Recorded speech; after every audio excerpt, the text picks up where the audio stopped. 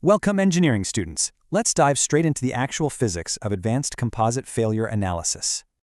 Ever wonder why your advanced composite simulations crash or totally miss real-world fracture behavior? Let's fix that. The built-in Abaqus Hashin model might actually be your biggest roadblock today. Let's explore exactly why. Hashin criteria covers 4 distinct failure modes: fiber and matrix tension, plus their compression. Damage evolves predictably, right? Starting at linear elasticity, hitting material softening, and ending in total element removal. To handle mesh dependency and ensure convergence during softening, Abaqus relies heavily on viscous regularization. But here's the massive constraint for us engineers. Abaqus inherently limits you to 2D plane stress formulations. The crucial takeaway? Explicit solvers simply do not support this Hashin criterion for 3D solid elements. Why go 3D? Because capturing through thickness normal stress is absolutely crucial for predicting out-of-plane matrix damage.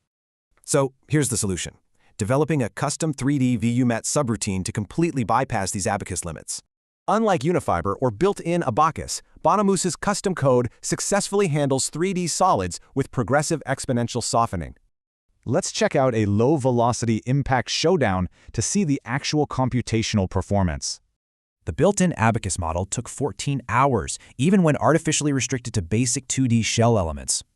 The Unifiber subroutine hit an agonizing 70 hours of computation and literally didn't even finish.